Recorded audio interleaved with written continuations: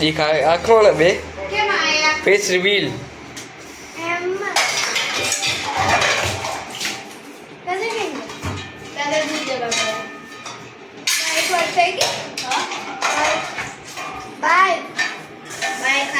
by ખાસ થઈ ગઈ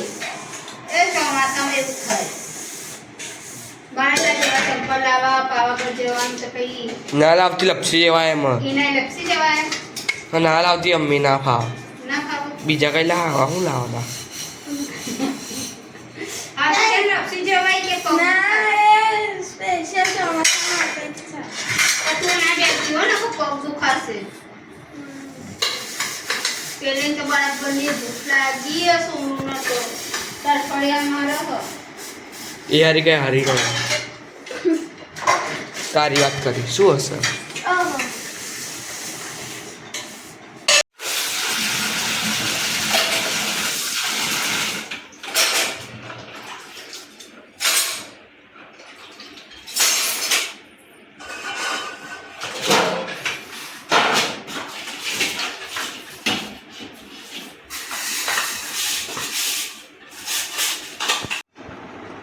હાય ગાઈસ બસ અત્યારે સાંજના 7 વાગ્યા છે ને આજે મારા ને જબરું થયું આજે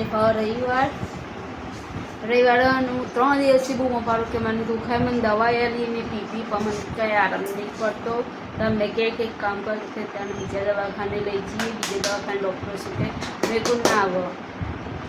બબા રવા દે ને મેં કોઈ ના આવો બીજે ક્યાંય જઈએ ને આવીએ ને મેં કોઈ રવા દો અને આજે મારા આજે એવું થયું ને હું કપડાં લેવા વરસાદ અંદર કપડાં લેવા ગઈ અને સીડીઓમાં પગ લપસ્યો તે હાડકા ઉપર એવું વાગી અને કિનારી ત્યાં અંદરના ભાગે વાગ્યું બહાર વાગ્યું ને લોહી જામ્યું હોત ને તો વાંધો નહીં પણ બહારના ભાગે અંદરના ભાગે હાડકા ઉપર જ આવ્યું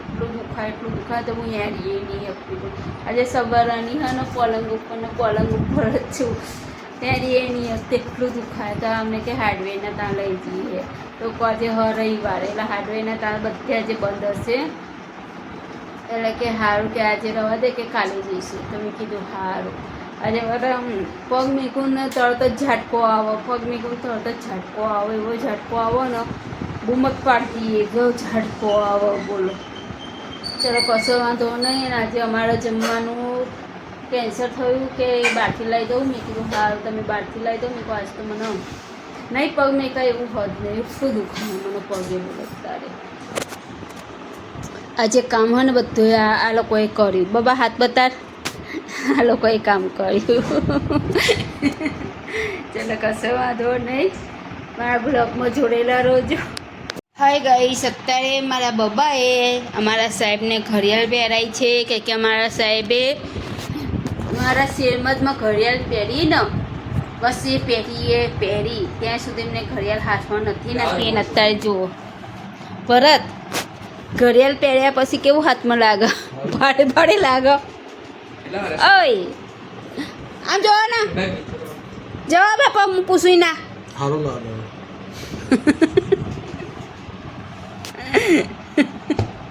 જો અમારા સાહેબને મારે લઈ આવીએ ઘડિયાળ મસ્ત ઘડિયાળ લઈ આવીએ પણ જ્યારે યુટ્યુબને પેમેન્ટ આવે ને તારે લઈ આવીએ તારે એમને ગિફ્ટ લઈ આવીએ મસ્ત ઘડિયાળ લઈ આવીએ બસ મારા જીવનમાં મારા ભરત જોડે 2 સપનું એક એના બુલેટ લઈ આવવાનું સપનું હોય અને એક ઘડિયાળ લઈ આવવાનું સપનું હોય પણ લઈ આવીશ એટલે તો હું મારામાં હિંમત રાખું કે મારા સાહેબને હું મારી રીતે વસ્તુ લઈ આવીશ